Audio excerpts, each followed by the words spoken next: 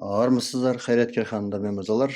Бұл сенім хатты сот кабинеті арқылы беру. Ал келесі сабақта біз сенім хатты қалай қабылдап алуға болады және қалай оны шығарып алуға болады. Яғни қалайша сот кабинеті арқылы сенім білдірушінің атынан сотқа жүгіне алады, соны көрсетеміз. Одан кейінгі сабақта жасанды интеллектіні, яғни жасанды зердені, оның ішінде чат GPT-ді қалайша өзіміздің көмекшіміз, оның ішінде заң көмекшісі ретінде пайдалана аламыз. Қалайша баптауын келтіре аламыз, соны өтеміз. Қазақстанның және қазіргі күні ғылым мен технология заманының беріп атқан мүмкіндіктерін бос жібермей пайдалану керек. Ал бұл мүмкіндіктер сіздің қаржыңызды үнемдейді. Ең қымбат баға жетпес қазына уақытыңызды үнемдейді және өзіңізге деген сенімді арттырады. Бұл әркімнің өмірінде бір ғана қайраткер бар, ол тек қана өзі. Оны айтып келеміз. Сол қайраткерлік жолында кейде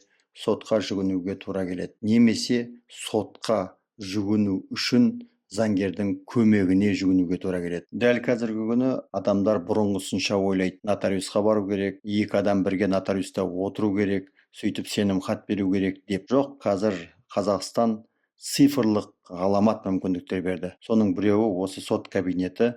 Сот кабинеті арқылы сіз онлайн сенім хат бере аласыз және онлайн сотқа жүгіне аласыз және онлайн сотқа қатыса аласыз. Мен кейбір клиенттерімнің түрін бетпе-бет көрмегенмін. Олар да мені көрмеген. Олардың істері әлдеқайда оңтайлы шешімін тауып, сот шешімдері күшіне еніп, алатын ақша алынып, беретін ақша беріліп қойса да, біз оларды көрген жоқпыз. Өйткені ол басқа қалада, мен басқа қалада. Ал енді сот кабинеті арқылы қалай кіреміз, сот кабинетіне қалай тіркелеміз және сенім хатты қалай береміз, қазір көрсетейін. Сот кабинеті деген мінекей мына жерде көрініп тұрғандай сот кабинеті деп аласыз, немесе судебный кабинет деп аласыз. Оның адресі office.sud.kz. Оған күнде кіріп жүру міндет емес. Google арқылы тапсаңыз, осы жерге басасыз сот кабинетіне. Сол кезде мынандай парақша шығады. Сол парақшада бірнеше нұсқа тұр. Құпия сөзді ұмыттыңыз ба? ECQ арқылы кіру, QR кодымен кіру, EGOV. Бұл жерде мен электрондық қолтаңба арқылы кіруді үйретейін. Міне ECQ арқылы кіруді басасыз. Сол кезде артқа немесе сертификатты таңдау деп шығады. Мына жерде нұсқаулық бар. Нұсқаулықты бассаңыз, бұл сіздің NCLIR деген сот кабинетіне немесе EGOV-ға жіберетін бағдарлама бар. Сол қосымша бағдарлама сіздің телефоныңызда, ноутбугыңызда жоқ болса, оны ресми былай ала аласыз деп нұсқап тұр. Мына жерде сілтемесі бар. Сол сілтемесіне өту арқылы окейді басып отырасыз да, сол окейлермен NCLIR сіздің ноутбугыңызға немесе телефоныңызға орнатылады. Сол сертификат таңдауды басасыз. Сертификат таңдаған кезде өзіңіздің сертификатыңызды таңдап, электрондық цифрлық қолтаңба ECP деп айта берейін. Сол ECP-нің кодына кіру арқылы сіздің өзіңіздің ат жөніңіз шығады. Соны окей деп басасыз. Сол кезде егер сіз өміріңізде сот кабинетіне кірмеген болсаңыз, онда мынандай жазба шығады. Қызылмен жазылып тұр. Көріп тұрсыздар.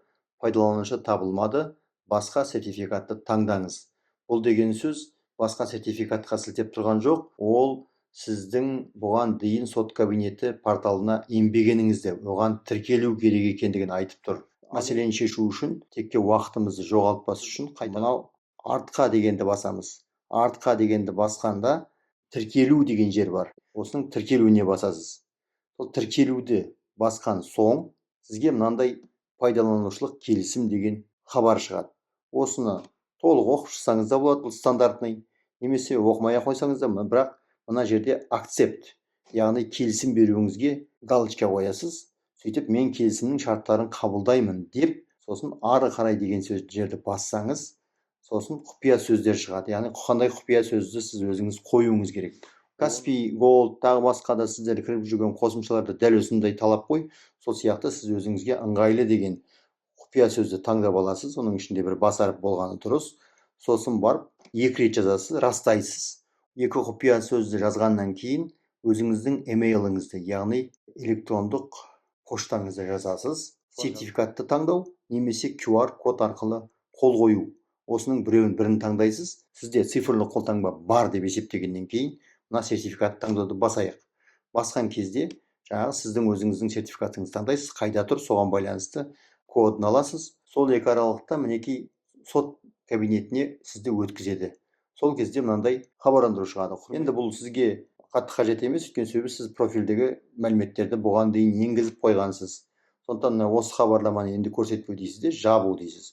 Міне осы арқылы сіз сот кабинетіне өтіп тұрсыз. Мына жерде мінекей сіздің аты жөніңіз жазылып тұрады жоғарыда.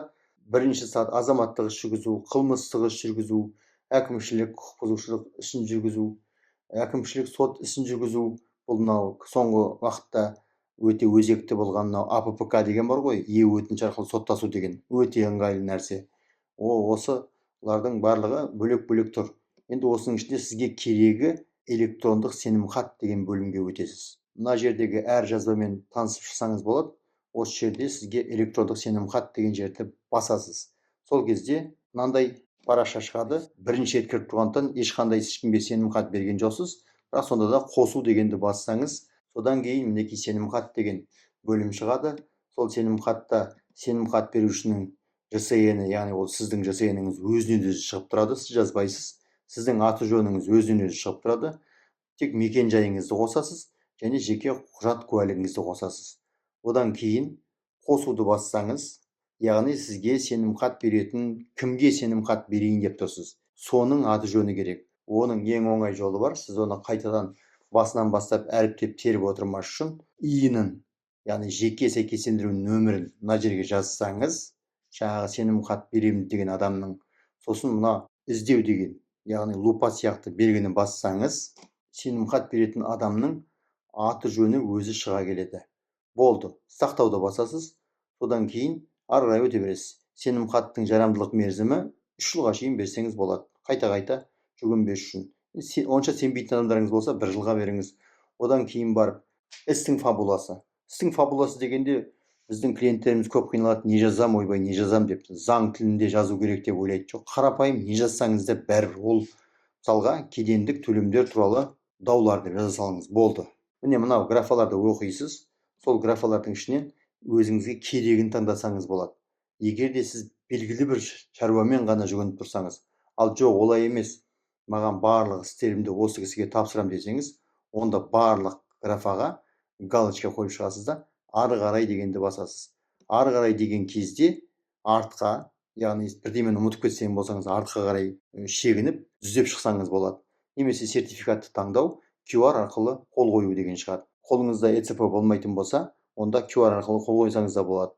Басқа жерде жүрсеңіз, ноутбукпен отырған болсаңыз, мысалы, сертификатты таңдауды басасыз, ЭЦП сертификатыңызға өтеді, тауып аласыз оны, көрсетесіз. Кімнің кімге сенімхат бергендігі туралы хабарлама шығады.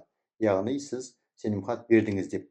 Тек артында оның қол қойылмаған деген жазу тұрады. Яғни қол қойылмаған деген неге? Өйткені сіз кімге сенімхат бердіңіз, сол адам сот кабинетіне өту арқылы өзінің келісімін береді. Сол кезде қол қойылған деген жазу тұрады. Яғни осы сәттен бастап сіз емес, сіздің орныңызға сіздің сенімхат берген адамыңыз жүгінсе толығымен болады. Бұл қайраткер курсының бірнеше минуты ғана. Толығырақ білгіңіз келсе, комментарийдегі жазбаны оқыңыз және ондағы сілтемеге өтсеңіз болады.